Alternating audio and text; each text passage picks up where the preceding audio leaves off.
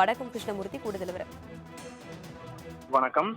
சேலம் ஏற்காட்டில் நிலப்பிரச்சினை தொடர்பாக பக்கத்து எஸ்டேட் காவலாளி வெள்ளையன் என்பவரை பாரதிய ஜனதா கட்சியின் மாநில செயலாளர் சிபி சக்கரவர்த்தி மற்றும் 3 பேர் சேர்ந்து கடுமையாக தாக்கியதாக கூறப்படுகிறது.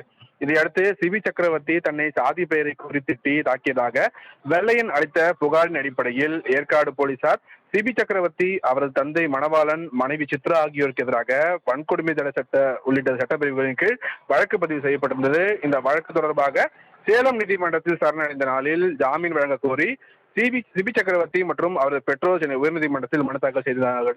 இந்த மனுவில் தங்களுக்கு சொந்தமான நிலத்தை அபகரிக்க முயற்சியாக புகார் அளித்ததால் பொய் புகார் அளிக்கப்பட்டுள்ளது எனவும், முன்ஜாமீன் பெறுவதை தடுக்கும் நோக்கத்தில் வன்கொடுமை தடை சட்டத்தின் கீழ் வழக்கு பதிவு செய்யப்பட்டுள்ளதாக அந்த மனுவில் அவர்கள் கூறியிருக்கிறார்கள். இந்த மனுவை விசாரித்த நீதிபதி பரத் சக்கரவர்த்தி, குற்றம் சாட்டப்பட்டவர்கள் சரணடைந்து ஜாமீன் கோரும் போது புகார்தாரரின் ஆட்சேபங்களை கேட்ட பின் ஜாமீன் மனு மீது முடிவெடுக்க வேண்டும் என சேலம் சிறப்பு நீதிமன்றத்துக்கு நீதிபதி பரத் சக்கரவர்த்தி உத்தரவிட்டிருக்கிறார். தனலட்சுமி.